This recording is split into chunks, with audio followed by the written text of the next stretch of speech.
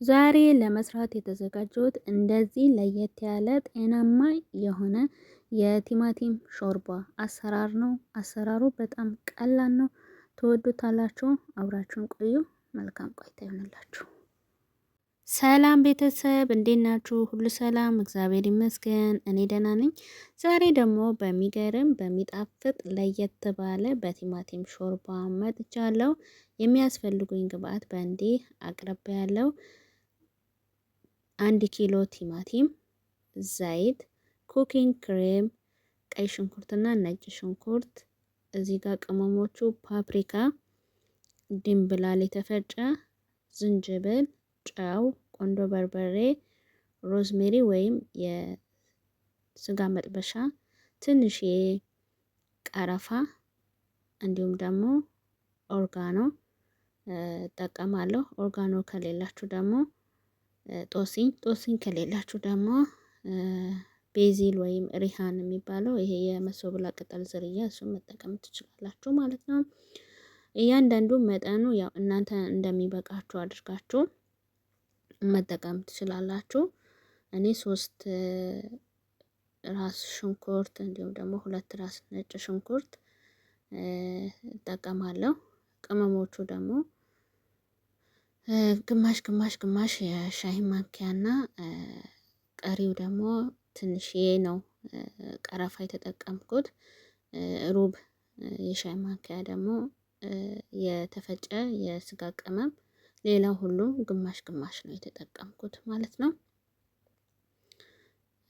ይበልጥ ደግሞ የቅመሞቹ ከስር ኮሜንት ላይ እጽፍላችኋለሁ ማለት ነው።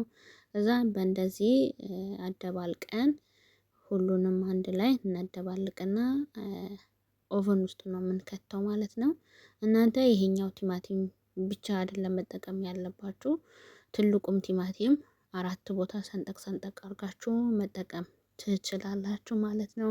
ብዙ አይነት የቲማቲም አይነት ስላለ ከለሮች አሉ። እንዲሁም ክብ አለ፣ ትንንሽ ክቦች አሉ። ትልልቁም ደግሞ 4 ቦታ ሰንጠቅ አድርጋችሁ መጠቀም ትችላላችሁ። በዚህ መልኩ ታበስሉታላችሁ። ይበቃዋል እስከምትሉ ካበሰላችሁት በኋላ ወደ መፍጨት ነው የምትሄዱት ማለት ነው። ብትፈልጉ በጁስ መፍጫ ውሃ ጨምራችሁ መፍጨት ትችላላችሁ።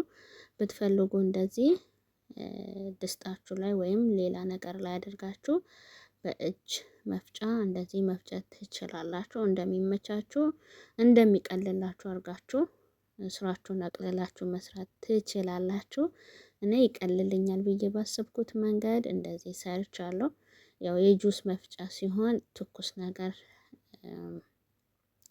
ለመጨመር ብዙም አይመከርም እና ስለዚህ እስከሚቀዘቅዝ ጠብቃችሁ መፍጨት ትችላላችሁ ማለት ነው።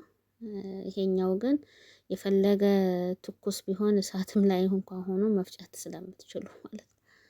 እና ውሃ ጨምሬበታለሁ። ይበልጥ በደንብ አድርጌ እፈጨዋለሁ። በደንብ አድርገን እንፈጫለን።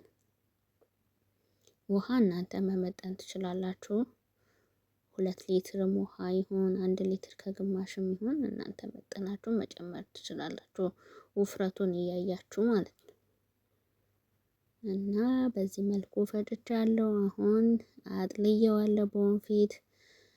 ስለዚህ ይሄው ጠሎ የቲማቲሙ፣ የነጭ ሽንኩርቱ፣ የቀይ ሽንኩርቱ፣ የቅመሞቹ ሁሉ በአንድ ላይ ጠለው ወጥቶ ምርጥ ሾርባ ወጥቶልናል። እዚህ ጋር እናንተከትከዋለን።